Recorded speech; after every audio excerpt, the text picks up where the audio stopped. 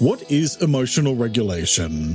Why is it so difficult to control your emotions sometimes? And what's the difference between responding and reacting? And how can you learn to regulate your emotions? That's what I'm talking about this week here on Let's Talk About Mental Health, the weekly podcast that teaches you how to look after your well-being. So get comfortable and let's talk about mental health.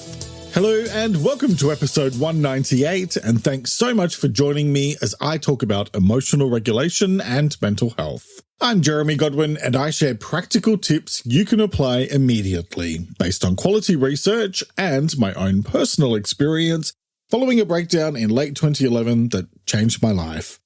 Each week, I look at how to improve one specific aspect of your well-being. In this episode, I'll be talking about what emotional regulation is and what it isn't, why it matters, and how to regulate your emotions for the sake of your mental health.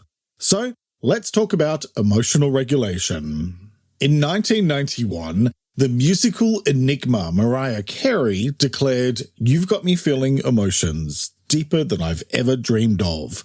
And while she did like the way she felt inside, which might have been a double entendre now that I think about it, our emotions can often be a mixed bag between flying high like a Mariah whistle note and the low lows, like having to watch karaoke singers butcher this Mariah classic.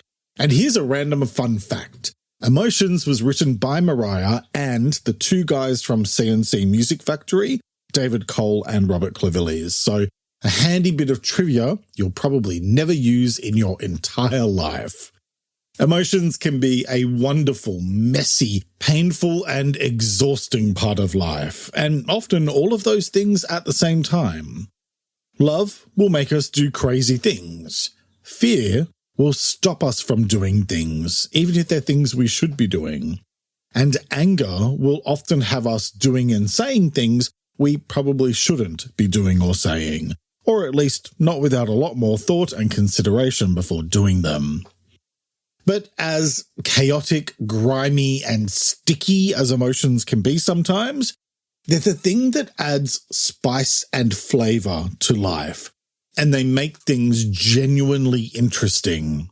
The trick, however, is to learn how to regulate them so that you remain in control of them instead of your emotions controlling you. And so you can manage them by finding a healthy balance between emotional reaction and rational responses. So let's go through some definitions and let's talk about what is emotional regulation. Emotional regulation refers to your ability to manage and respond to your emotional experiences in a controlled and appropriate manner. So, in a nutshell, it's about whether or not your emotions regularly hijack you and run the show, or if you're able to manage them effectively in order to take time to respond more thoughtfully rather than just reacting and potentially making a mess of things. When it comes to your mental health, being able to effectively manage your emotions helps you to be more thoughtful, to remain in control, to manage your relationships with other people in a more considered way, to be more resilient in the face of challenges, and to keep your emotions in check so that they don't create bigger issues. So let me be very clear here and point out that when I talk about emotional regulation, I'm not talking about emotional suppression, because quite frankly, that's probably the worst thing you can ever do. We need to deal with our emotions in a mindful and considered way, because trying to suppress your emotions or push them down and pretend that they're not there isn't healthy, and it isn't a sustainable long-term option. At some point, you're going to explode like Mount Vesuvius raining down lava on the people of Pompeii, maybe even creating a catastrophe so big that we'll still be talking about it in 2,000 years. Here's the thing. Emotions are not bad. In fact, they're important because they tell us how we really feel about situations or events. It's what you do with your emotions that matters. How you process them, how you handle them, and how you let them inform the choices that you make about what you do and say. On their own, our emotions can often be raw, messy, and erratic, and they don't give us the full picture of things. And so, quite often, they can also be wrong, especially when they're based on assumptions or jumping to conclusions with only a small part of information, like where we might see or hear something and think it's about one thing, but it's actually about something else. What your emotions need is rational thought to balance them out. Just taking your emotional reaction and running with it, like a bull in a china shop, and without any logical or rational thought added in, is the equivalent of driving blindfolded. It's inevitable that you're going to crash that car and make a mess eventually. It's just a matter of when. And that leads me to also talk about emotional dysregulation. What's that, you ask? Well, it refers to having an inability to effectively manage and respond to your emotional experiences. It's characterized by extreme, rapid fluctuations in mood and emotional responses that can often seem out of proportion to the situation at hand.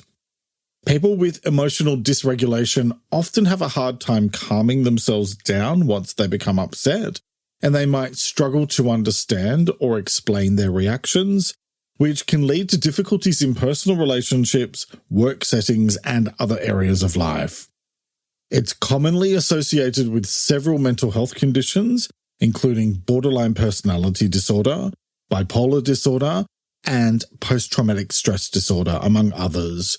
But it's also something to be conscious of just generally if you find it hard to control your emotional state for a long period of time. I'm sharing lots of different things you can do to regulate your emotions today. However, I'll just flag here that if you try everything and are still struggling, then it's worthwhile speaking with your doctor or a psychiatrist who can assess the situation and see if this may be just one part of a larger condition or disorder. So now let's talk about why emotional regulation matters. And it matters because it's about choosing to think before you speak or act. When you do that, you can make more informed choices about how to respond in a considered manner, instead of just reacting in the heat of the moment and most likely creating a bigger mess. The thing is that once you've said or done something, there's no taking it back. You cannot ever stuff that genie back in the bottle, even if you rub it the right way, like Christina Aguilera once suggested. What's done is done. And since you can't go back in time and change it, that means you have to live with the consequences of your actions. I mean, even Cher acknowledged in 1989 that she wanted to take back those words that have hurt you, but alas, she was unable to conquer the forces of space and time. And I mean, if even the great and powerful Cher can't turn back time, then what hope do the rest of us have? Now, I don't say all of that to rattle your cage or make you feel bad about yourself. But the thing we all have to bear in mind when it comes to our emotions is that nobody is responsible for them but ourselves. Bummer, huh? Sure, I can be angry about what somebody said or did to me, but that's my emotional stuff to deal with, and no amount of hurling my emotions at other people is going to do anything other than make the situation even more emotional. Your emotions aren't anybody else's responsibility, just as you're not responsible for what someone else feels. Let me explain what I mean. You're accountable for your own emotions and what you choose to do with them, which is why I challenge people who say things like, "You made me feel this," or "You made me do that."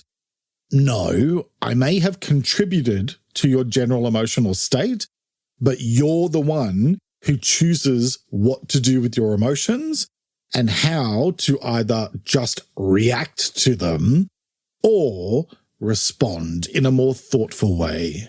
Do you see what I mean? The same goes for other people interacting with you. Nobody can actually make you feel some type of way. It's their words and actions that you're having an emotional reaction to, which is then your responsibility to decide how to either react or respond. I know, it's all very philosophical, but just think of it this way. You're in charge of how you handle your emotions.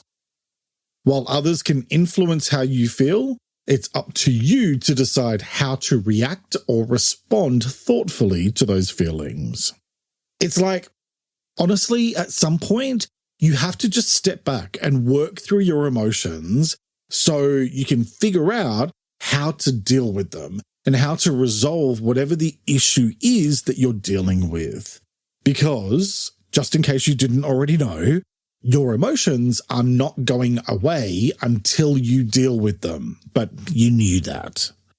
Learning how to manage and regulate your emotions is beneficial for a whole bunch of reasons. It leads to better relationships because you can have constructive conversations and healthy communication. It boosts your self-esteem and confidence because you can deal with feelings like nervousness and worry in an effective way, even potentially harnessing those emotions to fuel you to do better. It makes you more successful at work because you can effectively handle disappointments and frustrations. It improves your problem-solving skills because it helps you to look for solutions rather than fixating on issues. It improves your concentration and focus because you're less distracted by a whirlwind of emotions. It can actually increase your enjoyment of life because you learn how to manage the negative emotions while also amplifying the positive ones, which can make your life feel richer and more fulfilling. And not only does it improve your resilience, which is always a positive thing, but it also makes it easier to choose healthy coping mechanisms because you're less bogged down by the weight of difficult emotions, which can very often make it harder to resist unhealthy coping mechanisms. Learning how to regulate your emotions is like building your own handy little toolkit for whenever life throws a curveball at you. Look at me making a sports reference. I think that's one from golf. Things often happen unexpectedly or just randomly, like having a disagreement with a colleague, receiving an unexpectedly high bill, or even rain on your wedding day, or 10,000 spoons when all you need is a knife. Thank you, Alanis Morissette. Emotional regulation helps you to deal with all the cuckoo loco stuff that life seems to enjoy throwing our way, and it can help you to stay on track while also embracing the ups and downs of life so you can navigate them in a graceful way. And the great thing is that the more you work on it, the better your skills become. So, how do you do that? Well, let's first take a quick break to hear from the brands who help me create this show each week. And welcome back. Now let's get into the how-to part of today's episode, and let's talk about how to regulate your emotions for the sake of your mental health. And I'm going to start by focusing on what to do in the moment if you feel overwhelmed or hijacked by your emotions, and then I'll talk about longer-term things you can do. So, in the moment, start with a simple yet powerful piece of advice, which is to stop. And by that, I mean to stop if and when you're feeling emotionally overstimulated or triggered, and simply breathe. And yes, I do make this suggestion a lot because it works. Emotional stimulation can trigger your nervous system. And so when we stop and focus purely on our breath for a couple of minutes, we can gently bring ourselves back to a place of calm and therefore regulate our sympathetic nervous system. Focused, gentle, rhythmic breathing is the quickest, simplest, and probably most effective way to soothe your nerves and settle your emotions. Another way is with my next tip, take a break. And that could be as simple as going for a walk for 5 minutes to cool off, or maybe taking a few days or even a few weeks before you decide how best to proceed. Do you know why it really helps when you put a rambunctious or misbehaving child on a timeout? Because it settles the nerves and calms the mind. Put yourself on a timeout if and when you need to. There's this kind of myth that we absolutely have to deal with an issue in the moment. And I used to be one of those people that just had to resolve it straight away. But what that does is to force you to make choices in the moment that may not necessarily be as thoughtful or informed as they could or should be. When you take a break away from whatever the situation is that has set off the emotional reaction, it gives you space to breathe and space to think. That will help you with my next point, label your emotions. Be clear and identify what you're feeling, the specific emotion or emotions, and then ask yourself why you feel that way. This, along with the breathing piece, is my go-to suggestion for handling any kind of trigger or challenging situation. Pause, breathe, label what, identify why. When you label what the emotion is that you're feeling, you're actively engaging your rational brain to come and join the conversation, helping you make a more balanced assessment of the situation that isn't just based on pure emotion. And when you identify why you feel that way, you're activating your self-awareness and taking the time to figure out what the real issue is, since often there's a lot more going on than just the specific event or situation you feel some type of way about. Okay, next, ground yourself. And by that, I mean to consciously bring your focus back into the present moment, to anchor you so that you don't feel scattered or discombobulated, which just so happens to be one of my favorite words in the English language. And I've been wanting to use it in an episode for ages. So I'm feeling quite pleased with myself. Although, apologies and good luck to my translators trying to figure out how to handle that word. And by the way, that's a timely reminder that you can read the full transcript for this episode on my website at ltamh.com in English, Spanish, or Portuguese. So the simplest way to ground yourself is to focus on your immediate physical surroundings and sensations.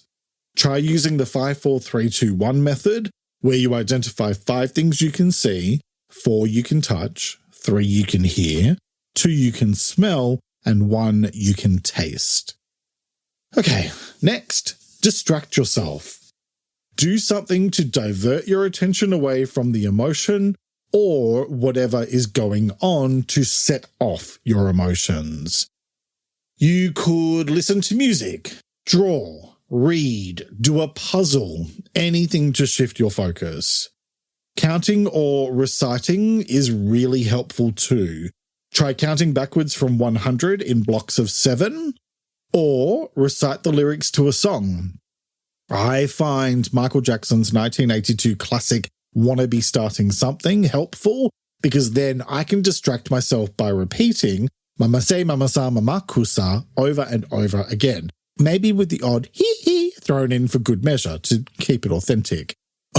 Or I'll randomly start reciting the opening lines of Wanna Be by the Spice Girls, which I won't do now, even though I'm highly tempted. The point is that after a minute or two of telling myself that I'm going to tell myself what I really, really want, I'm usually good and distracted from the initial emotion, so it does the trick for me. Find what works for you, and do feel free to leave me a comment on Instagram and let me know what your go-to is. You'll find me at LTA Mental Health. Okay, next, progressive muscle relaxation.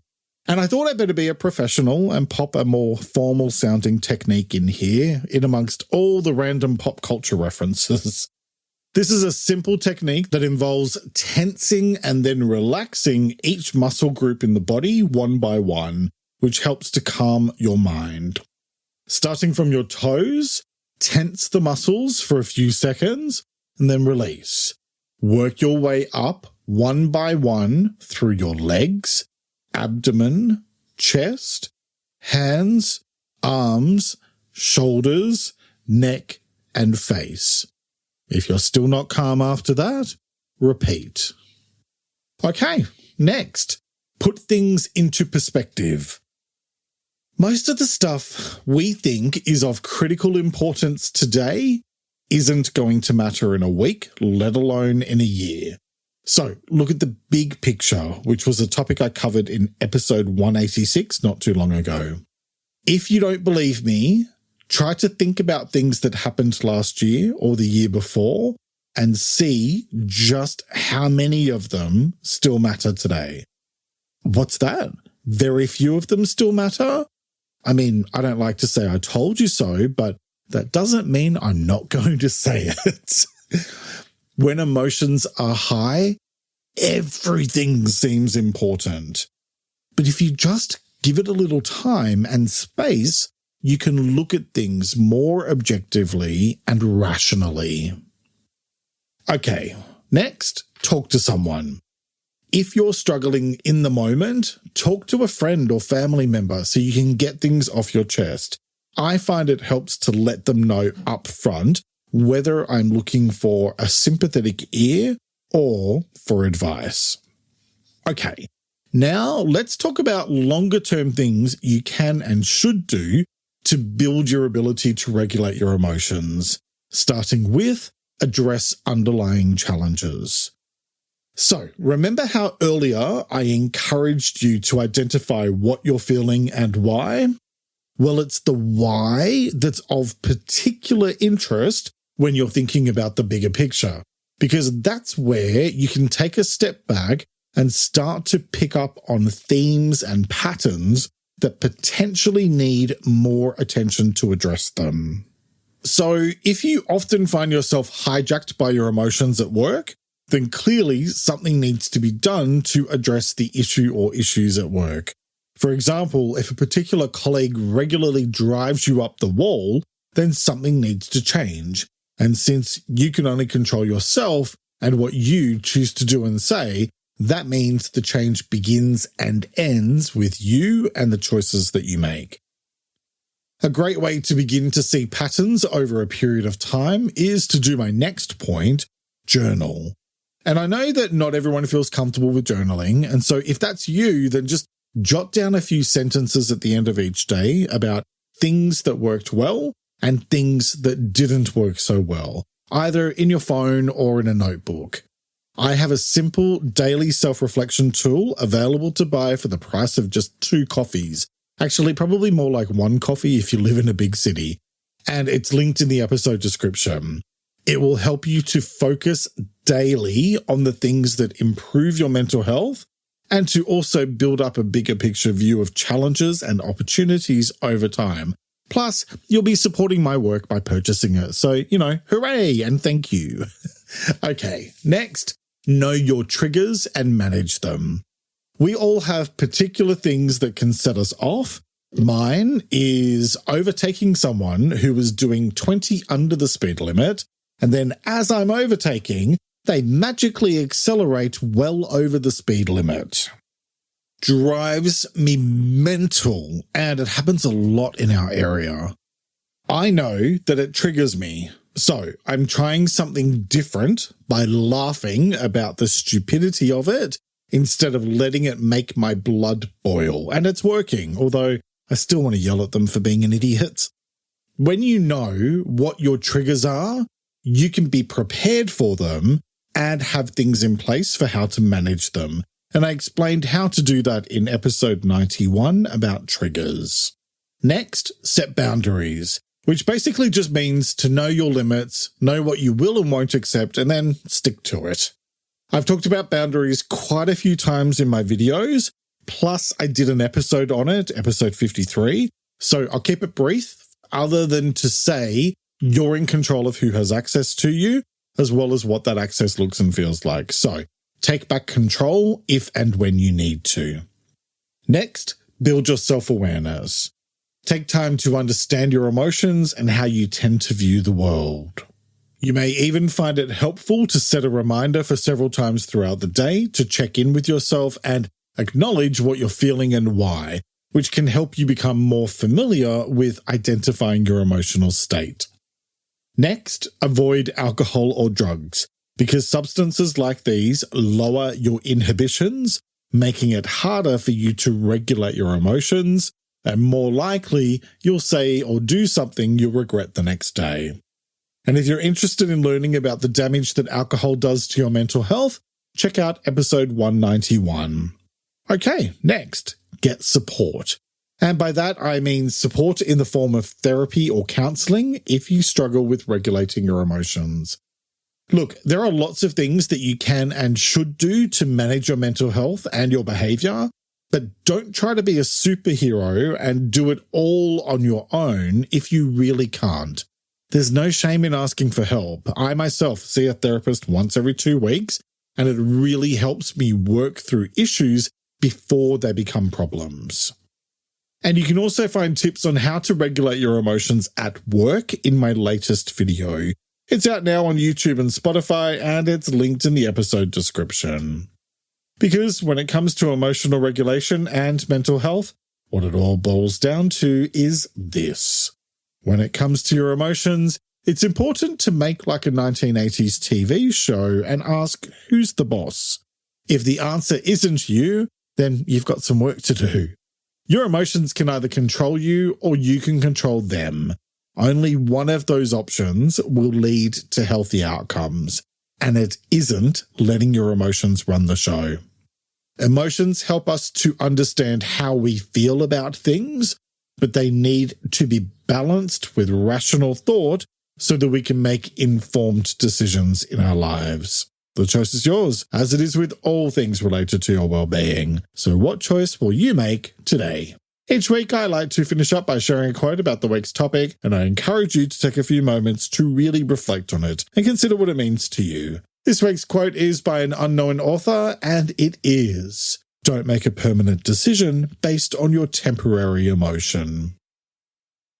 Let me repeat that. Don't make a permanent decision based on your temporary emotion. All right, that's nearly it for this week. Next week, I'll be talking about attachment. Our relationships with other people play a huge role in our lives, but if we wind up overly attached to someone or even dependent on them, that can cause a great deal of harm in the long term.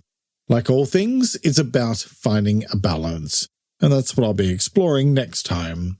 I'll be talking about what attachment is, why managing it carefully matters, and how to manage attachment in a healthy way.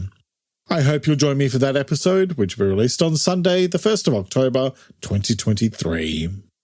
You'll find more mental health content on my YouTube channel and in my weekly newsletter, Thursday Thoughts, plus on my 2 Instagram accounts, at LTA Mental Health, and It's Jeremy Godwin, where I post extra content daily. And if you'd like to support my work and get ad-free episodes and bonus content, as well as access to episodes a week before everyone else, then become a supporter on Patreon. You'll find all of those linked in the episode description and in the transcript at ltamh.com. Thank you very much for joining me today. Look after yourself and make a conscious effort to share positivity and kindness out into the world, because you get back what you put out. Take care and talk to you next time. Let's Talk About Mental Health is an independent program proudly produced by Reconnaissance Media, helping you find meaning and gratitude. For more information, visit reconnaissancemedia.com.